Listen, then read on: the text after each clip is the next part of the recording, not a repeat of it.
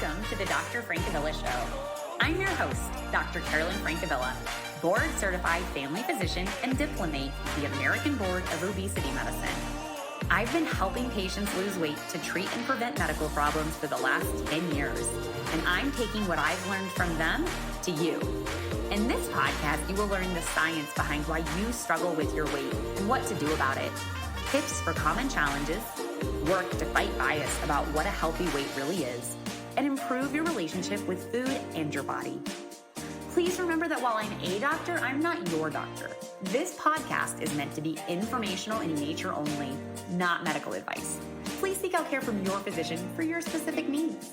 Okay, let's get started. Hello, and welcome to today's episode of the podcast. Today, we are talking about protein. I feel like I'm on Sesame Street. Today's the letter A, but we're going to talk about protein today. I have said before, I don't feel like I have talked enough about nutrition on this podcast. And it's because when I work with patients, I like to give really customized advice, and I don't want to make any particular food seem like a good food or a bad food, but we need to do a deeper dive into food because it's a really important part of health, weight loss. And today we're going to talk about protein. We're going to talk about what protein is, where you can get it, how much you need, and I am going to talk to you a little bit about how to pick a protein bar or shake. So join in on this episode of protein. Okay, so starting off, what is protein? There are 3 macronutrients that we need a mixture of in order to live a healthy life, though some would argue we don't need one of them, which is carbohydrates, but most of us eat those. So the 3 macronutrients are carbohydrates or carbs, fats, and protein. And these all have individual building blocks that make them what they are. So in the case of carbohydrates, are made up of sugar molecules of different types. In the case of fat, they are made up of lipid or fat molecules of different types. And in the case of protein, which we're talking about today, protein is made up of building blocks called amino acids. There are 20 different amino acids, and we need all of them, but our body can actually make some of them. But 9 of those amino acids, it can't. Those 9 amino acids that we cannot make ourselves are called essential amino acids, and we have to get them from food because we can't make them. So it's important that we get all of those essential amino acids, or we can have significant medical problems. It's pretty easy to get that mixture of those different types of amino acids. Animal-based foods like meat, eggs, dairy have all the amino acids, but plant-based foods rarely have every amino acid, all 20 of them, in one place. So there are a few special foods that do have all of the amino acids that you need in them in the plant-based world. And those very special foods are soy, quinoa, and amaranth, which is a grain most of us don't eat on a regular basis. And that's why quinoa got so popular, because it has all the essential amino acids. So for people who are completely plant-based, don't eat animal products at all, quinoa is a special grain that allows them to get all the amino acids on. Man, we got a deep dive here going pretty quickly. But essentially, protein is made of these building blocks called amino acids, and we need a mixture of them. And if you are plant-based, no need to fear. It is really easy to get a mixture of all the amino acids you need by eating a mixture of protein sources. But where is protein found? Protein is found in meat, any sort of animal product like steak, any sort of beef, chicken, any other poultry, pork, eggs, dairy, and in plant-based foods like beans, lentils, legumes, and grains. So protein is found all over the place. And again, if you're plant-based, you just want to make sure you're getting a mixture of different types of beans, lentils, legumes, and grains. And as long as you're getting a mixture on a regular basis, you're going to get all the amino acids that you need. But we want to talk about where to get these and how to get enough and why it's important. So the US government recommends that people get at least 0.8 grams of protein per kilogram that they weigh a day. So for an average sized adult male, that's 56 grams. And for an average sized adult female, that's only 46 grams. But these are just the minimum goal. This is the bare minimum so that you are healthy. When it comes to weight loss, most experts in the field recommend increasing that protein amount to at least 1 gram per kilogram of weight per day. But some people will recommend 1.5 grams per kilogram of weight, or even up to 2 for people who are really aggressive on the protein intake.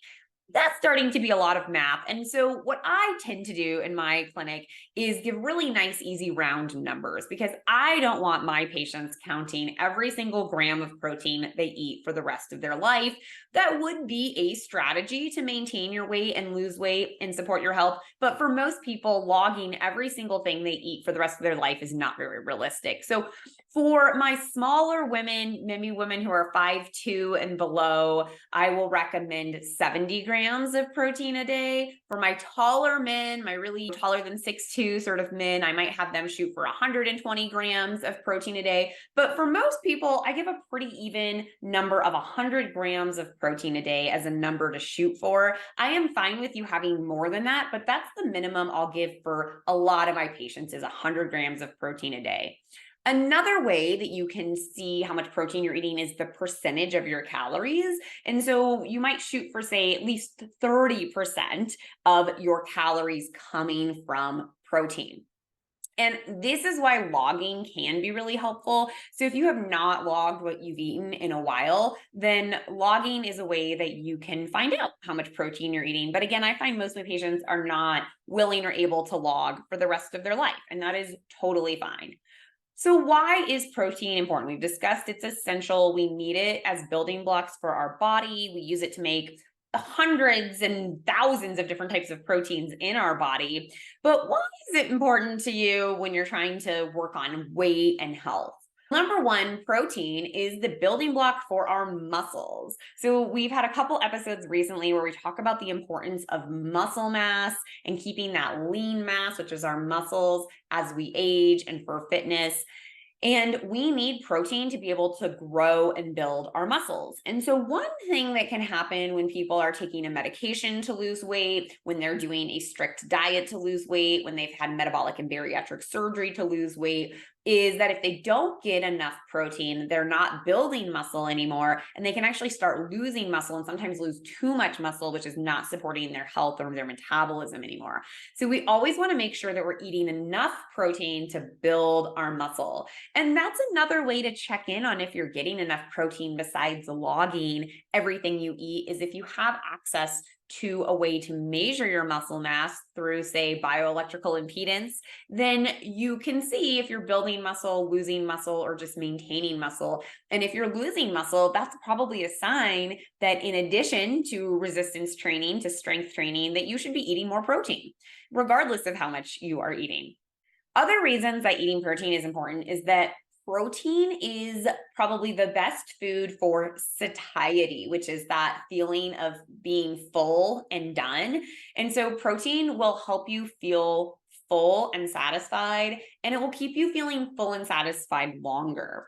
For those people who have insulin resistance, which the majority of the patients I see who I'm helping with weight have some degree of insulin resistance, when you eat carbohydrates, your blood sugar goes up, your insulin goes up, and then that drops, and that makes you really hungry. And so when you eat more protein and fat instead of carbohydrates, you have more stable blood sugar. And so you have less of those ups and downs of your blood sugar that can make you feel really hungry. So eating protein regular throughout the day can stop those sort of bonks. Or if you've ever told someone, I feel hypoglycemic, I need to eat, I feel like my blood sugar is low, making sure you're getting enough protein in consistently throughout the day can keep your blood sugar more stable so that you have less of that happening. Fat also helps with that too. So anything that's replacing carbohydrates, especially simple carbohydrates.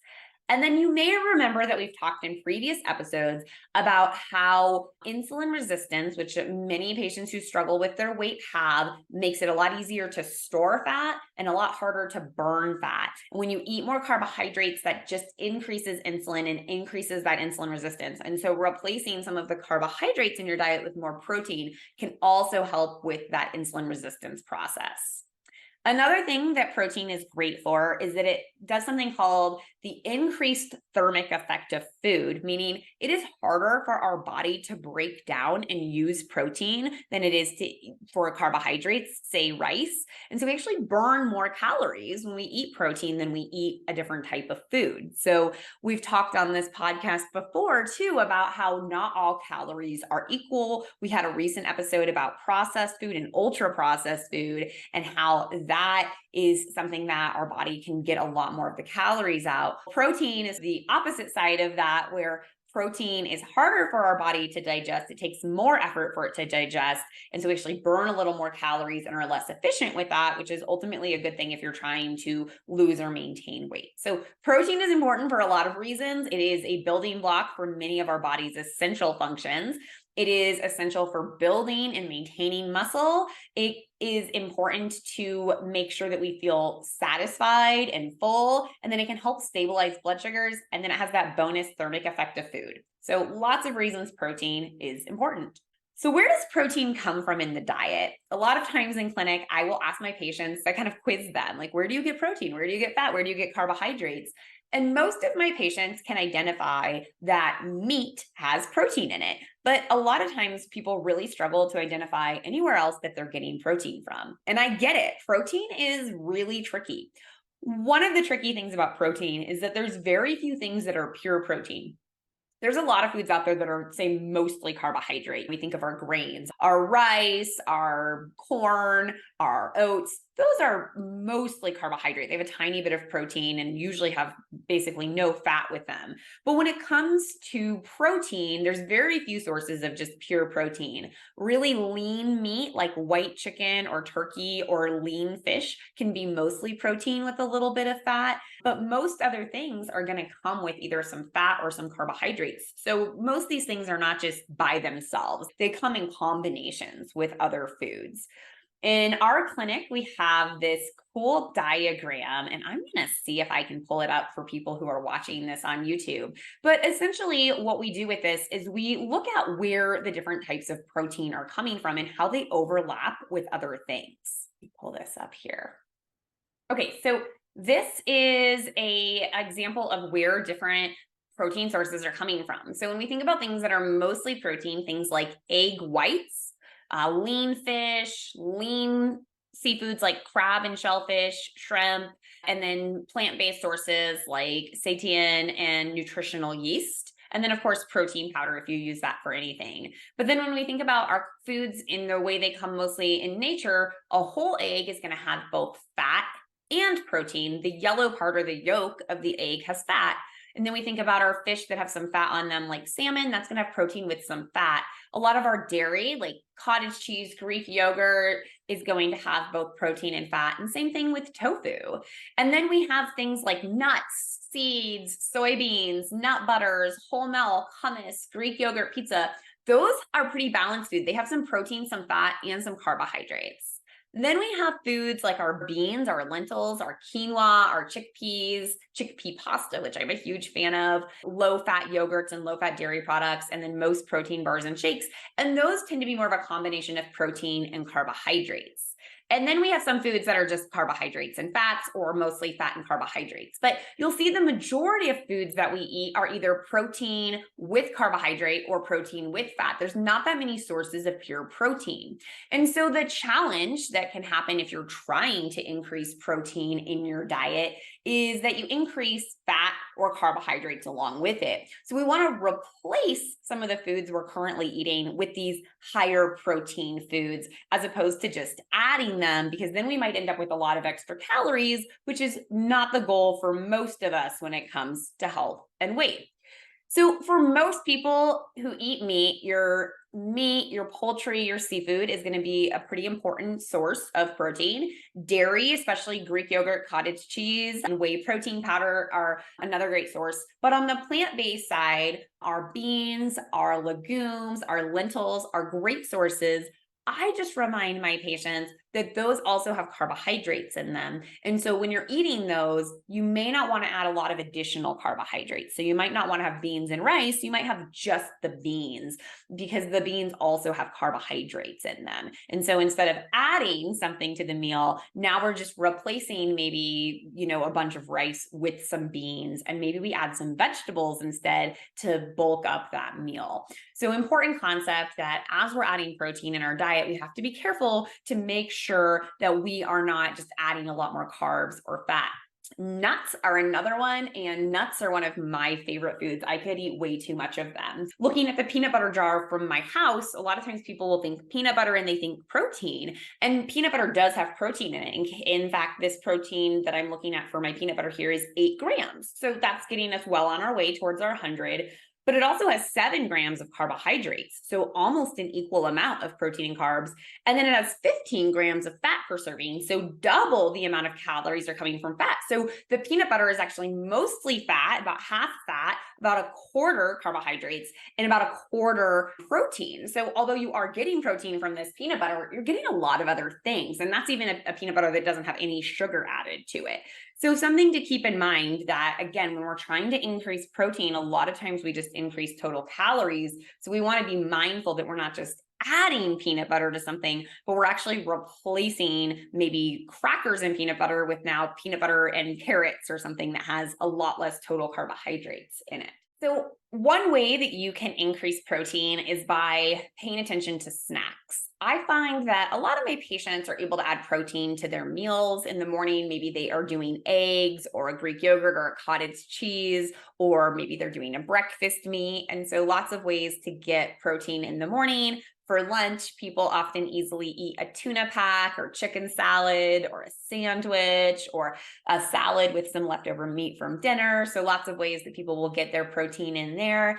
And then dinner time, most people do a meat, a vegetable, and maybe a small amount of carbohydrates. So pretty easy to, with our typical American meals, get protein in throughout the day. But snacks are where a lot of my patients struggle, and that can be a great opportunity to boost your protein and stabilize your blood sugar and get all those other benefits we talked about with protein. So high protein snacks, let's talk about those. So we talked about nuts and nut butters, but remember those have fat and carbohydrates too. So they're not pure protein, and that's fine. We just have to keep that in mind with our big picture of the balance of foods that we are trying to get. But other great ways to get protein in, you can do all sorts of beans or bean snacks. There are all sorts of pre-packaged things nowadays. Hummus is another one of my favorites. So that's great to dip some veggies in, and it does have some carbohydrates, but you're also getting some extra protein there. You can also use things like string cheese, Greek yogurt, cottage cheese. A lot of those high protein dairy products make a great snack.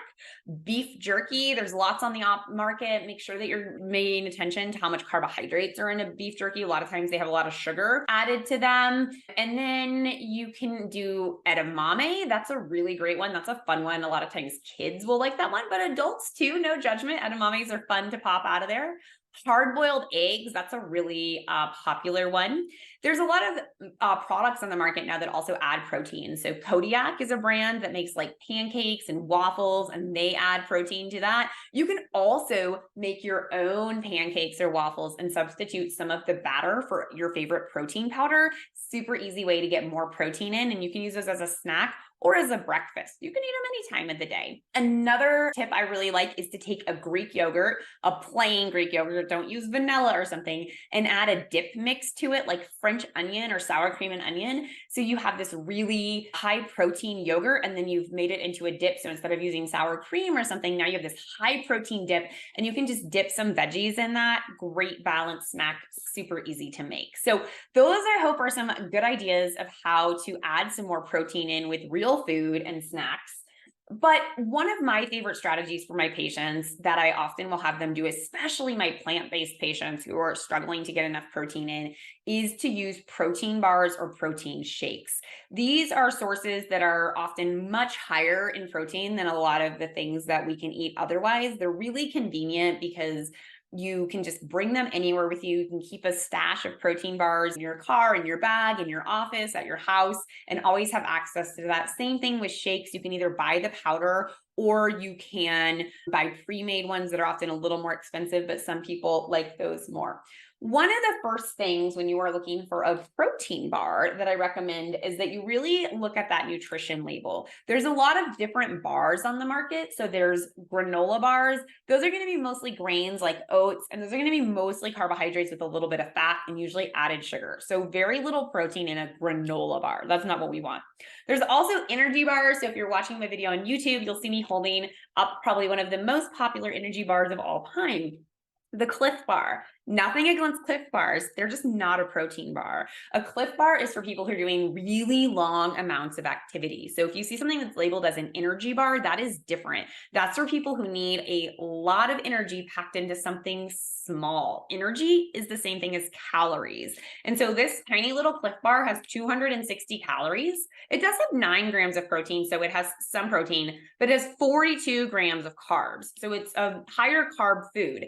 And if you are hiking for 6 hours or climbing a wall for 4 hours or running a marathon, something like this is a really convenient way to get a lot of nutrition. But if you are trying to lose or maintain weight, an energy bar is not working in your favor because it's a lot of simple carbohydrates. So this is really when you're doing really large amount of exercise, several hours of exercise, you need something really convenient you can keep in a backpack or a pocket to eat. It's not a protein bar. So nothing against it, just not a protein bar. But then we have a protein bar. I'm showing you my current favorite, which is an Aloha bar. And this is something that's going to be more focused on having protein in it. The Aloha bars actually have a little more carbohydrates than some of the other options on the market, but they're my current favorite. So it depends how low carb you're trying to get with your diet. So this guy has 240 calories, so a little bit less, but it has 14 grams of protein, so double the amount. And then this one has 25 total carbs, but 10 of them are fiber, so 15 net carbs if you like to play that game. So very different sort of products. And this is on the higher carb inside of protein bars. You can find lots of protein bars like Quest bars, the Kirkland bars from Costco, a lot of my patients like, that are almost entirely pure protein. So those can be great options. Some of my other favorites are the Think Thin bars, or I think they're just called Think bars now, Pure Protein bars, Premier Protein bars, Orgain makes a plant-based protein bar, Protein Quest bars, lots of great protein bars out there. But what you really want to do is look at that nutrition label and see how many grams of carbohydrates are there and how many grams of protein are there. And you want there to be a lot of protein. That's your goal. And as little sort of carbohydrates as possible, depending on your goals. Same thing with the protein shake. Make sure you look at that nutrition label, see how much carbohydrates, see how much added sugar is in that, and make sure it's fitting in with your individual goals. But I find that a protein bar or shake for one meal or snack a day is a great substitute for many of my patients, a way to stay full, have a super convenient meal, and get an extra serving of protein in. So it might be something you want to experiment with. You can also buy bulk protein powder, whether that's whey, whether that's pea protein, whether that's brown rice protein, and you can add it to things. So we talked about adding that to pancakes or waffles when you make that. You can add it to muffins. You can actually substitute all of the flour in a muffin recipe for whey protein powder and make protein muffins. You can add protein powder to, say, oatmeal in the morning if you're trying to get some more protein in that way. And of course, people love to add protein powder to smoothies. Again, just make sure you're not making your total calorie goal too high with those smoothies, but protein can be added lots of places. Again, it's going to help build muscle, stabilize your blood sugar, and is really very important in most processes when you're trying to lose and maintain weight to get enough of that protein in. All right, that was a lot of information about protein today. So we haven't had a homework assignment in a while because we've had a lot of guests recently, but your homework today is to count how much protein you're eating. You don't know if you don't know, right? And my guess is most of you are below that goal. If you are not intentionally trying to eat a lot of protein, it's really hard to hit these protein goals.